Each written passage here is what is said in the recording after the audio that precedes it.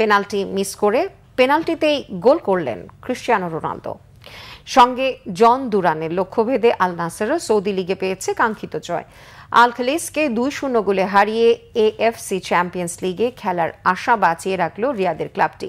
বুধবার ঘরের মাঠে আল খালিজের মোকাবেলায় নামে আল নাসের। আক্রমণে আধিপত্য ধরে রেখেও প্রথমার্ধে গোল পায়নি রোনালদোর দল। দ্বিতীয়ার্ধে এগিয়ে যাওয়ার সুবর্ণ সুযোগ নষ্ট করেন 40 বছরের পর্তুগিজ ফুটবল সুপারস্টার।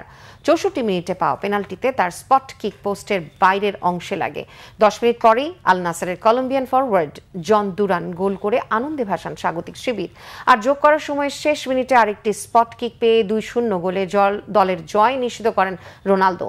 ক্লাব ও আন্তর্জাতিক ফুটবল মিলিয়ে 5 বারের ব্যালন ডি আর জয়ী তারকার মোট গোল হলো 935টি। 33 ম্যাচে 67 পয়েন্ট নিয়ে চতুর্থ স্থানে আছেন আল নাসের। তাদের চেয়ে 1 পয়েন্ট বেশি নিয়ে 3 নম্বরে আল কাদিসিয়া। লিগের আর একটি রাউন্ড বাকি। আগামী মৌসুমে এএফসি চ্যাম্পিয়ন্স লিগে খেলতে হলে অবশ্যই তৃতীয় স্থান থেকে লিগ শেষ করতে হবে আল এবং অপেক্ষায় থাকতে হবে কিংস কাপের ফাইনালে যেন আল ইত্তিহাদের বিপক্ষে হেরে যায় আল কাদিসিয়া।